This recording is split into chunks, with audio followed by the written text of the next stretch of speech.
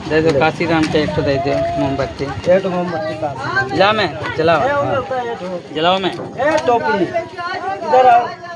तेरी लड़का घाटा है देख। ये हटा हटा लड़के को पीछे हो जा पीछे पीछे पीछे पीछे हो जा तुम लोग। शरणं गच्छामि अरे माइकवा दो यार। गच्छामि संगम शरणं गच्छामि। ए बाजा बजा लो।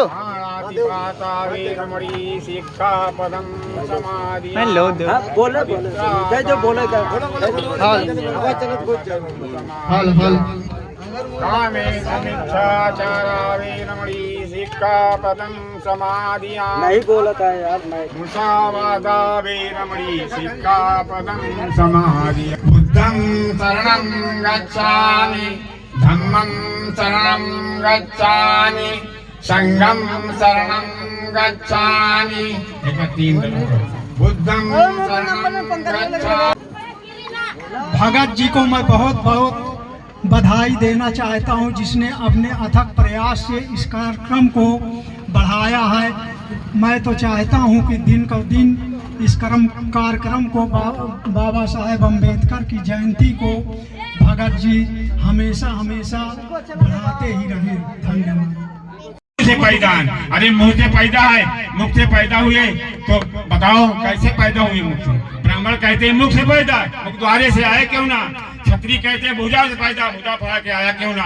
बनिया कहते हैं मुख से पैदा, वो उधर से पैदा, गुड्डी बिल बनाए क्यों ना? चारों वाले भाग द्वारा आए, लिखने में शर्म आए क्यों ना? लिखने में नहीं शर्माने, लिखने में नहीं शर्माना। बताइए असूर सब है पृथ्वी पर, दो जातियां हैं, एक नर एक नारी, बकिया और दूसरी जाति नहीं है, और सब एक जातियां हैं। मुझे पता है, मैं 18 रामायण का पढ़ा हूँ। थोड़ा ध्यान से सुनना, जो बच्चे पढ़ने जाते हैं, जो स्कूल जाते हैं। हमारे ही बाबा साहब के पिताजी रामजी राव, इनका नाम लिखाने ले गए मधु छावनी, मध्य प्रदेश में है महू छावनी, वहाँ पर ले गए तो वहाँ पंडित था। पंडित ने कहा क्यों, क्या किस लिए आए हो? कहें कि हम अपने बच्चों का नाम लिखाने आए हैं। तो कहें कि बताओ क्या नाम है?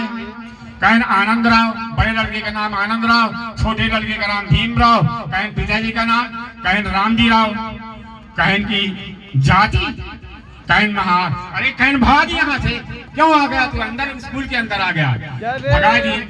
और रामजी राव वो सूबेदार से जब वहां से भगा दिया तो गए अपने अफसर के पास, अंग्रेज के पास। जब अंग्रेज के पास गए तो अंग्रेज से कहा मेरे बच्चों का नाम नहीं लिखा जा रहा। तो कहें चलो मैं चल रहा हूँ। गए बुला लेके अंग्रेज ले गए, कहें इनका नाम क्यों नहीं लिखा जा रहा? कहें कि ये शूद्र है, शूद्र। कहें सूद क्या होता है? अंग्रेज ने कहा सूद क्या होता है? अरे कहें नीच होता है। तो कहें कि फिर कैसे करेंगे, नाम नहीं लिखोगे? कहें नाम लिखेंगे मगर शर्त रखेंगे, 3 शर्तें हैं। कहें शर्तें क्या होता है? जोर से डांटे अंग्रेज। कहें कि शर्तें क्या होता है? तो कहें शर्तें ये है कि पहले शर्त ये है कि एक घर से लाएंगे, बोरिया बिस्तर लेकर आएंगे, उसी पर बैठेंगे। दूसरी शर्त ये है कि स्कूल के अंदर नहीं जाएंगे। तीसरी शर्त ये है कि ये लोटा और नल की टोटी नहीं छुएंगे। कहें क्यों मंजूर है? कहें हाँ हमें मंजूर है, क्योंकि हमको पढ़ाना है बाबा साहब। बाबा साहब वो मुसीबत पड़ी कि ये बेचारे पानी पीने को तरसते थे। एक दिन गर्मी का टाइम था, बाबा साहब ने कहा कि पंडित जी पानी पिला दें। कहें मैं तेरा नौकर हूँ, पानी पिलाऊं? चपरासी आएगा तो पिलाएगा। उसके बाद क्या हुआ कि 1 घंटा के बाद फिर गर्मी का दिन था, कहें पंडित जी पिला दे, नहीं किसी लड़के को कह दे पिला दे। कहें कि ए लड़के जा पिला दो। पानी पिलाने के लिए एक लड़का गया, चुल्लू बांध कर पीते थे, तो इनका हाथ थोड़ा उड़ गया कि उसका लोटा ढीला हो गया, छू गया। जोर से चिल्लान पानी मिलाने वाला। कहे कि अम्बेडकर वाला लोटा छू जाए, अम्बेडकर वाला लोटा छू जाए। कहें कि मिलकर मारो सब लोग, सबको मिलकर मारने लगे। जब तो बाबा साहेब और आनंद राव इनके बड़े भाई दोनों रहे, जौने का मारा 6-7 मार के गिरा दिए। जब गिरा दी साले चिल्लाने, जब चिल्लाने तो कहें बंद करो, क्या कर रहे हो? सबका बुलाए, कहें जाओ लोटा तपा डालो। लोटा का आग में तपाए नहीं, तब पानी पिए नहीं। बताओ, ये मुसीबत थी। और बहन पढ़ने जाते हैं जो लड़के, पढ़ने नहीं जाते मार खाते, तब फिर पढ़ने नहीं जाते। अरे पढ़ोगे नहीं तो जूता खाओगे और मार खाओगे, नहीं पढ़ने जाया करो। मैं सभी को कहता हूँ, एक को नहीं, बिटिया हो बेटवा हो कोई हो, अगर पढ़ेगा नहीं तो जूता ला फिर खाएगा। और 5 साल के अगर मोदी की सरकार बन गई तो हम लोगों के नहीं, ये जितने छत्री बनते हैं इनकी भी डंडा करेंगे, इनके भी डंडा करेंगे, और मुसलमानों के डंडा करेंगे, और पंडितों को नहीं, बनिया को नहीं, ठाकुर को नहीं। हैं कितने? 15 हैं, 85 तो हम लोग हैं, मगर 85 एक नहीं रहते। अरे जब जमाववासी नहीं एक रहते तो मैं और जातियों को क्या बताऊं? नहीं, इनको सबको एक रहना चाहिए, एक रहे। एक बार नहीं कर सकता कोई, किसी गांव में नहीं कुछ कर सकते, मगर एक रहना लिखे तो नहीं ना। उनको टकराएंगे, ले 50 रुपये, ले 100 रुपया, ले 10 रुपया, ऐसे जाओ बीड़ी ले लो, शराब पी लो, ये कर लो, होकर शराब में मस्त है, इसी में मस्त है, इसी में अपना वंश खराब करेंगे, तो अपना वंशावली खराब करेंगे। मैं कहाँ तक बताऊं, बहुत बड़ी बड़ी परेशानी उठाएंगे। वो बहुत अच्छी बात बोले हैं। अगर ये ज्ञान ना होता तो मैं कहता हूँ इतनी बात ना जान पाते। और कोई लोग, इतने लोग हैं, अगर इनके पास ज्ञान इतना होता तो कुछ ना कुछ तो बोलते जरूर ना। लेकिन वही बात है ना, शिक्षा सबके पास है लेकिन जानकारी वहां तक नहीं है। बस शिक्षा उतनी है कि अपना काम चल रहा है, पैसे कमा रहे हैं, घर बार चल रहा है, उतना शिक्षा है। तो दोस्तों, यदि आपके बच्चे पढ़ेंगे लिखेंगे तो कामयाब होंगे, और वह कामयाबी तभी मिलेगी जब आप एक वोट सही जगह पे डालोगे और सही व्यक्ति को चुनोगे, तभी आजादी मिलेगी। वरना पढ़े लिखे आदमी तो बहुत घूम रहे हैं। क्या पार्लियामेंट में ऐसा है कोई एससी बिरादरी को खुले सपोर्ट मुझे बोलने को मिलता है? वहां भी दबाया जाता है एससीओ को।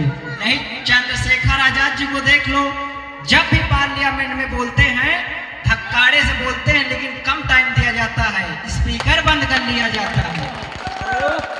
ये हमारी एससी व्यवस्था है। तो आप और भी सही देखिए, डॉक्टर बाबा साहेब अम्बेडकर राजनीतिक व्यक्ति हैं और राजनीतिक से ही एससीओ को आजादी मिली है। ऐसे नहीं कि अपने घर में काम करते थे, वो समाज के लिए काम किया है, तब जाके लोगों को आज राजनीति में आजादी मिली है और आरक्षण मिला है। तो आप अपने नेता बनाइए जो अच्छे मन से आपका कार्य करे, तब जाके थोड़ा और कुछ अच्छा बेहतर कर हो पाएगा। तो इसी बात के लिए मैं धन्यवाद देता हूँ आए हुए सभी आगंतुक भाई, बहुत बहुत आप लोगों को बधाई। जय जय जय जय जय भीम। सम्मानित साथियों, यहाँ पे उपस्थित सभी बड़े बुजुर्गों को आज बाबा साहेब के पावन जन्म दिवस पे सभी को हार्दिक शुभकामनाएं देते हैं। आप सभी को मैं बताना चाहूंगा, मैं ज्यादा जानकार तो नहीं हूं, लेकिन इतना जरूर बताना चाहूंगा कि हमारे समाज में हम लोगों को हरिजन बोला जाता है। बोला जाता है कि नहीं बोला जाता? बोला जाता है। आज मैं आप लोगों को केवल हरिजन का अर्थ बताना चाहूंगा कि हरिजन बोला जाता है तो क्या हमारे हित के लिए बोला जाता है कि हमें गाली दिया जाता है? जो ये हरिजन शब्द है, मैं थोड़ा सा ब्राह्मण मनुवादियों के जो कानूनी व्यवस्था थी उनके पुस्तक मनुस्मृति से कुछ बात लेना चाहूंगा। उसमें कुछ ऐसे नियम बनाए गए थे जो नियम केवल हम लोगों को, पिछली जातियों को केवल सताने के लिए बनाए गए थे। एक प्रथा बनाई गई थी डोली प्रथा। डोली प्रथा का मतलब यह था कि अगर नीचे जाति के दलित समाज के कोई भी बहन बेटी की शादी होगी तो सबसे पहले डोली उस ब्राह्मण के घर जाएगी, वो कन्या उस ब्राह्मण के घर जाएगी जो ब्राह्मण उसका ब्याह करा रहा है। एक रात उस ब्राह्मण के साथ रहेगी, फिर उसके बाद दूसरे दिन वो अपने आदमी के घर जाएगी, अपने पति के घर जाएगी। ऐसी प्रथा थी। क्या ये प्रथा सही थी? नहीं थी, केवल हमारे समाज को सताने के लिए था।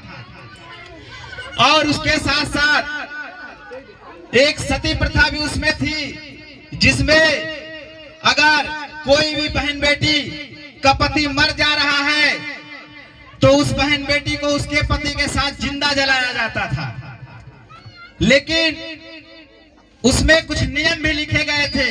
वो नियम यह लिखा गया था कि अगर आप मनुस्मृति के किसी भी नियम को ठुकराते हैं तो भगवान ब्रह्मा आपसे नाराज हो जाएगा।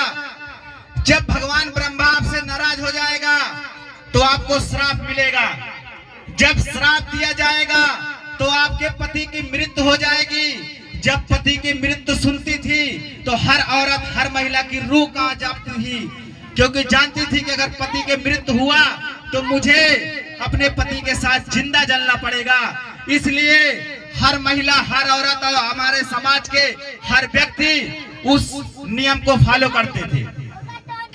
उसके साथ साथ हर किसी औरत का अगर पहला पुत्र होता है या तो बलवान होगा या तो बुद्धिमान होगा। तो उसमें ब्राह्मण लोग सोचे कि अगर यहाँ पे बलवानों की संख्या बढ़ जाएगी, बुद्धिमानों की संख्या बढ़ जाएगी तो हमारा कानूनी व्यवस्था ज्यादा दिन तक नहीं चलेगा। तो उन्होंने क्या काम किया, उस मनुस्मृति पुस्तक में एक नियम और बनाया कि अगर किसी भी महिला का पहला पुत्र होगा तो उसे गंगा जी में दान देना पड़ेगा। अगर वो गंगा जी में दान नहीं देगी तो माता गंगा नाराज हो जाएगी। जब गंगा नाराज हो जाएगी तो उसके पति को श्राप देगी और उसके पति की मृत्यु हो जाएगी। जब महिला पति के मृत्यु की बात सुनती थी तो कांप जाती थी कि मुझे जिंदा जलना पड़ेगा और अपने पहले पुत्र को ब्राह्मण सहित भोजन करा करके गंगा जी में दान करवा देती थी। ऐसी कुरीतियां, ऐसी प्रथाएं हमारे देश में थी जिससे कि हम लोगों को हमेशा प्रताड़ित किया गया है। और उसके साथ साथ जब कुछ बातों का विरोध होने लगा तो उन्होंने एक नियम और उसमें डाला कि अगर जिन महिलाओं को पति के साथ जिंदा नहीं जलाया जाएगा उसके लिए एक नियम बनाया गया कि हर मंदिर में उस समय एक पीपल का वृक्ष लगाया जाता था। उन्होंने नियम बनाया कि अगर जिसके पति की मृत्यु होगी उसकी शादी पुनः पीपल के वृक्ष के साथ करवा दी जाएगी और फिर पीपल का वृक्ष उसका आदमी रहेगा और सदा सदा के लिए उसे पीपल के वृक्ष की सेवा करना पड़ेगा। और वो महिला हमेशा के लिए पीपल के वृक्ष की सेवा करना शुरू कर देती थी, मंदिर की सेवा करना शुरू कर देती थी, उसमें बैठने वाले मोटे मोटे पंडाओं की सेवा करना शुरू कर देती थी।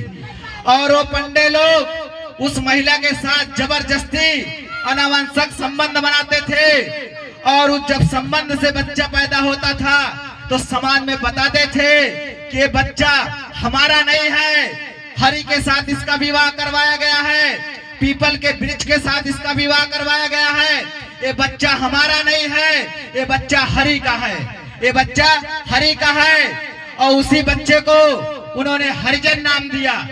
तो हरिजन शब्द का मतलब सीधा सा है कि जिसके माता पिता नहीं, जो इधर उधर से बच्चे पैदा होते हैं जिनके माता पिता का नामो निशान नहीं है, वैसे बच्चे को